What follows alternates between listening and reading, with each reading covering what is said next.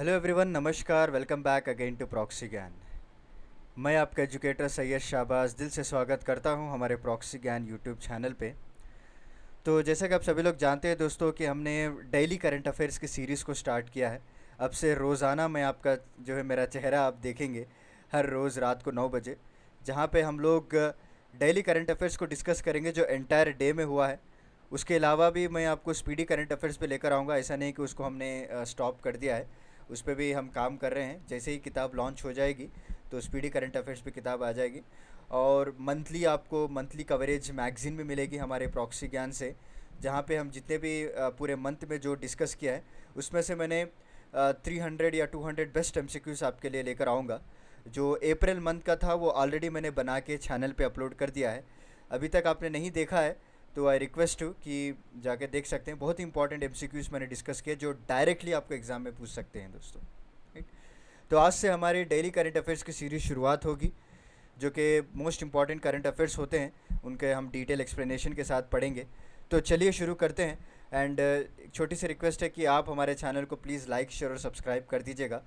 और अगर आप ईपीएफओ की तैयारी कर रहे हैं तो आपके लिए सुनहरा मौका है। हमारे चैनल में आपको एकदम फ्री वीडियोस प्रोवाइड किए जा रहे हैं दोस्तों, फॉर ऑल सब्जेक्ट्स। ऐसा नहीं कि सिर्फ आपको एक कोर्स फ्री कर दिया गया और बाकी के सारे पेड रहेंगे। पूरे सब्जेक्ट्स के लिए फ्री कोर्स रहेगा विथ 100% सिलेबस कवरेज दोस्तों। ओके, आप जो भी सब्जेक्ट चाहते हैं बस उसका नाम एंटर करिए और प्रॉक्सी ज्ञान एंटर करिए, आपको उसके रिलेटेड सब्जेक्ट मिल जाएगा, वीडियो मिल जाएगा। ओके, तो चलिए शुरू करते हैं। तो जैसा आप स्क्रीन पे अभी तक आपने देख चुका होगा कि 2 मई के करंट अफेयर जो आज के इंपॉर्टेंट है उसको हम डिस्कस करेंगे दोस्तों। राइट। चलिए, फर्स्ट क्वेश्चन है, what milestone did prime minister Narendra Modi monthly radio programme Mann Ki बात रीच रिसेंटली। तो रिसेंटली आपने देखा होगा संडे संडे जो है मन की बात का एपिसोड होता है। तो हमारे मोदी जी का जो एपिसोड था इस बार का जो रेडियो प्रोग्राम का मन की बात का एपिसोड वो 100th एपिसोड था दोस्तों। ओके, यहाँ पे देख सकते हैं prime minister Narendra Modi radio programme Mann Ki Baat recently significant milestone with broadcast of its 100th episode. Okay, तो 100 एपिसोड उन्होंने किया है। एंड अब सभी लोग जानते हैं किस तरह से उन्होंने शुरुआत की थी। जो पब्लिक से डायरेक्टली इंटरेक्शन करते थे हमारे पीएम मोदी जी। तो अभी रिसेंटली इसका 100th एपिसोड हुआ है दोस्तों।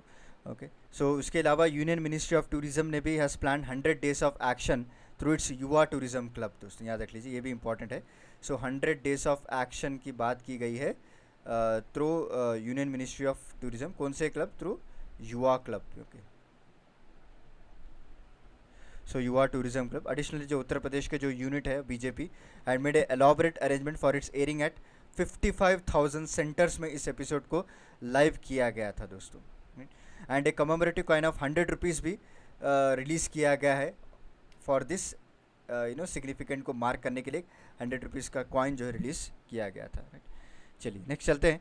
How many FM transmitter were recently inaugurated by prime minister Narendra Modi to improve FM radio connectivity in border region and aspirational district। तो करेक्ट आंसर है इसका 91 दोस्तों। ओके, याद रख लीजिए। So prime minister Narendra Modi recently inaugurated 91 FM transmitters in 18 states. कितने states में? 18 states में दोस्तों। And 2 union territories plus 2 union territories aimed at improving FM radio connectivity border region and aspirational district दोस्तों। क्लियर? इसकी वजह से क्या होगा? It will enhance the coverage in the priority states. जैसे कि बहुत सारे प्रायोरिटी स्टेट्स इसमें रखे गए हैं। मेन है बिहार इसमें, ओके, झारखंड हो गया, क्लियर, और उड़ीसा हो गया आपको, एंड वेस्ट बंगाल हो गए। ये सारे प्रायोरिटी स्टेट्स रखे गए हैं। यूपी हो गया, उत्तराखंड हो गया, एंड गुजरात, मध्य प्रदेश एंड लद्दाख, यहाँ को भी प्रायोरिटी स्टेट रखा गया, एंड निकोबार आइलैंड्स दोस्तों। राइट। सो गवर्नमेंट चाहती है कि कॉन्स्टेंटली वर्क करे towards the democratisation of the technology. So that's why they have launch 91 FM transmitter in 18 states. मन की बात जो एपिसोड है वो भी रेडियो प्रोग्राम है। अगर आप इस तरह के FM ट्रांसमीटर्स को कनेक्ट कर पाएंगे तो ऑब्वियसली हमारी जो PM साहब की बात है वो हर लोग तक पहुँचेगी दोस्तों। नेक्स्ट है, what is the purpose of millets experience centre launch by India's agriculture minister Narendra Singh Tomar. तो रिसेंटली मिलेट एक्सपीरियंस सेंटर हमारे जो एग्रीकल्चर मिनिस्टर हैं नरेंद्र सिंह तोमर, उन्होंने लॉन्च किया है एट दिल्ली हाट दोस्तों। कहाँ पे लॉन्च किया? एट दिल्ली हाट में। तो इसका सिग्निफिकेंस क्या है ये पूछा जा रहा है। तो इसका करेक्ट आंसर है ऑप्शन है, to promote the adoption of millets among the general public. Okay, यहाँ पे आप देख सकते हैं millet experience centre was launch by India's agriculture minister Narendra Singh Tomar to promote, ये इंपॉर्टेंट है कि किस तरह से मिलेट्स को अडॉप्ट किया जाए, इसकी ग्रोइंग टेक्नोलॉजी क्या होगी, सब कुछ इसमें बताया गया है। The centre was establish in collaboration with national agriculture cooperative marketing federation India limited, NAFED आपने बहुत बार सुना होगा, जो कि डायरेक्टली मिनिस्ट्री ऑफ एग्रीकल्चर के अंडर ये काम करता है दोस्तों।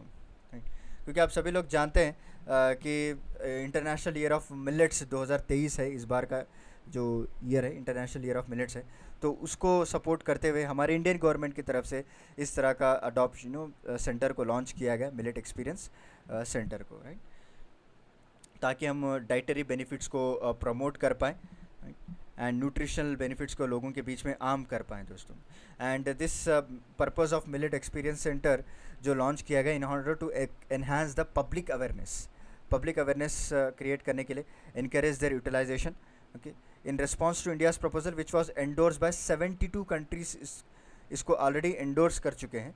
जो यूनाइटेड नेशन जनरल असेंबली ने 2023 को इंटरनेशनल ईयर ऑफ मिलेट्स को डिक्लेयर किया था ना, तो 72 कंट्रीज ऑलरेडी एंडोर्स कर चुके थे दोस्तों, राइट। तो उसको सपोर्ट करते हुए हमारे इंडिया ने इस एक्सपीरियंस सेंटर को लॉन्च किया है, राइट। समझ में आ गया? चलिए आगे बढ़ते हैं। नेक्स्ट है, who has been appointed as managing director of Bank of Baroda. तो इसका जो करेक्ट आंसर है दोस्तों ऑप्शन डी हो गया, देवदत्ता चंद। देवदत्ता चंद has been appointed as managing director of Bank of Baroda. He is currently serving as executive director of bank. ये executive director थे, अब इनको मैनेजिंग डायरेक्टर बना दिया गया है दोस्तों। 3 साल के लिए ये पोस्ट संभालेंगे बैंक ऑफ बड़ौदा के। Okay, the appointment follow the term extension of the previous MD Sanjiv Chadha, जो कि 19 January 2021 and was extended by government for additional 5 months until June तक इसको एक्सटेंड किया गया था दोस्तों, right.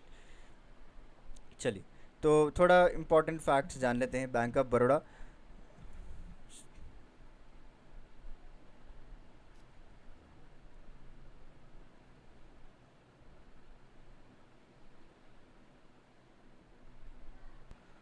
So bank of Baroda जो कि एक इंडियन पब्लिक सेक्टर बैंक है दोस्तों, जो कि हेडक्वार्टर इसका कहाँ पे है, वडोदरा गुजरात में है।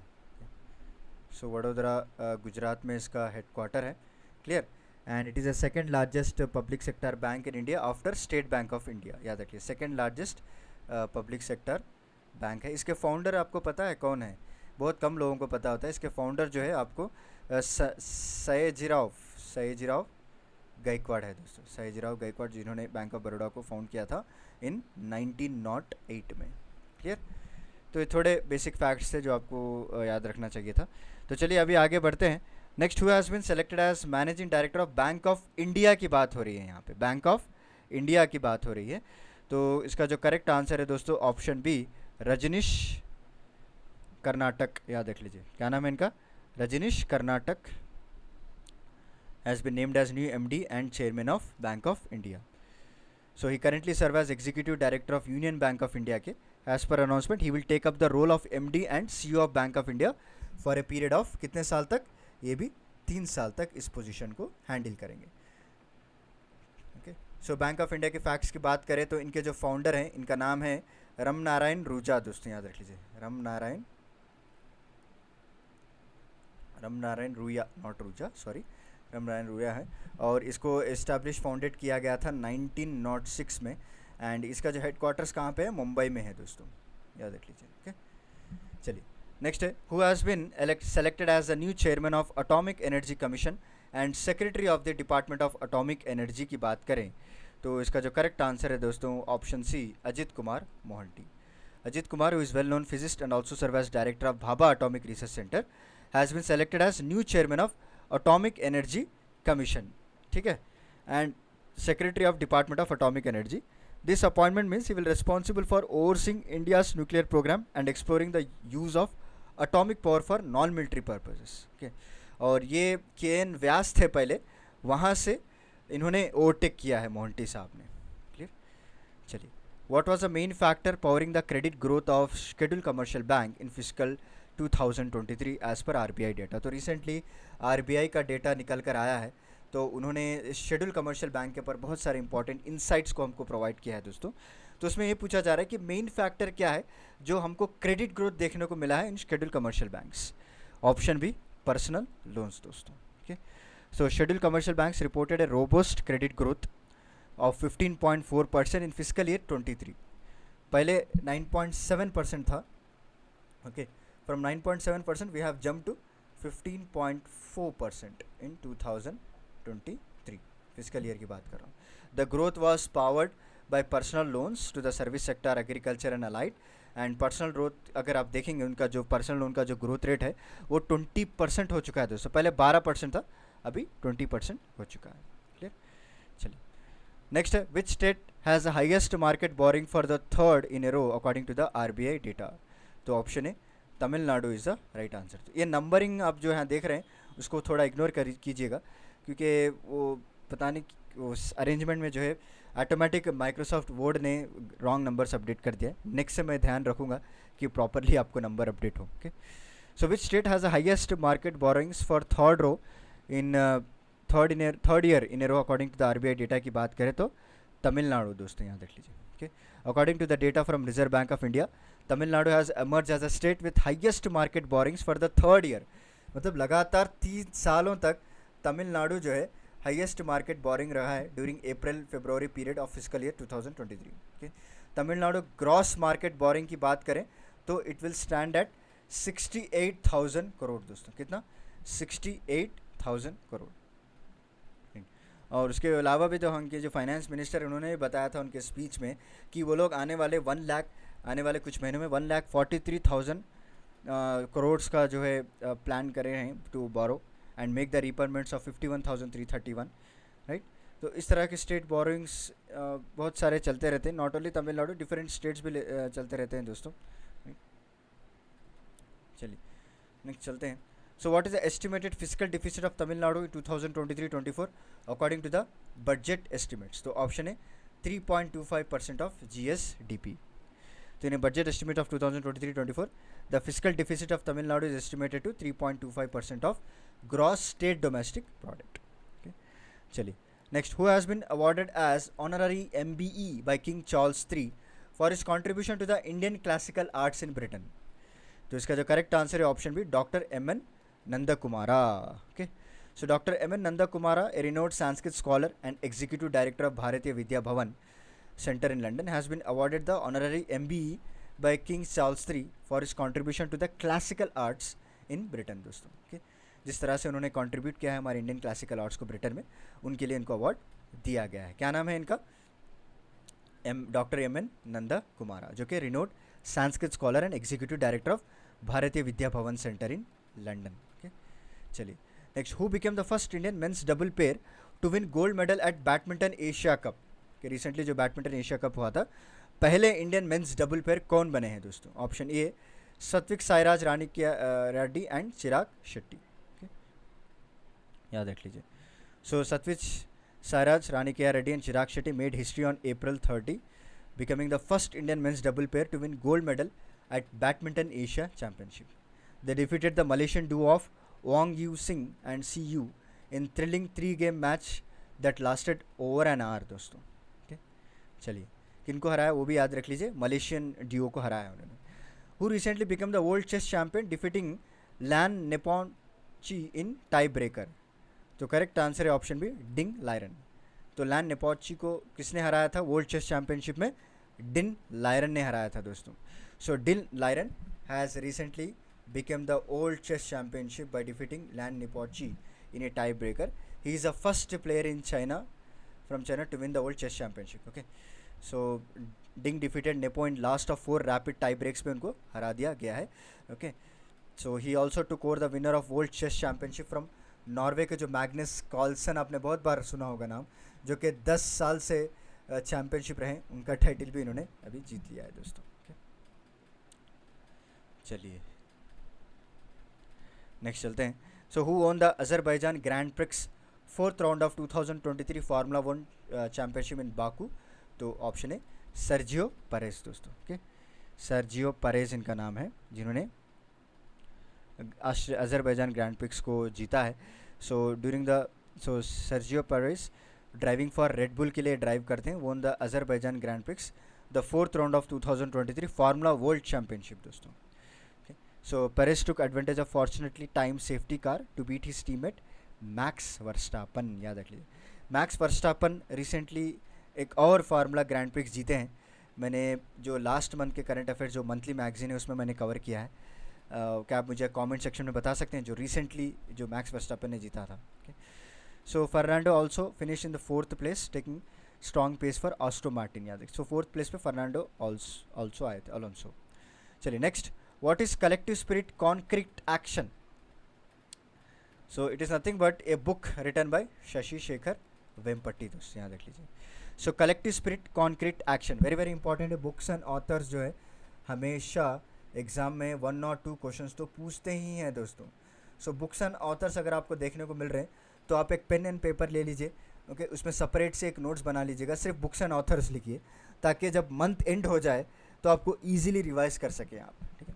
So collective spirit and concrete action जो कि बुक लिखी गई थी शशि शेखर वेम्पति के द्वारा, जो कि फॉर्मर सीईओ हैं प्रसार भारती के दोस्तों.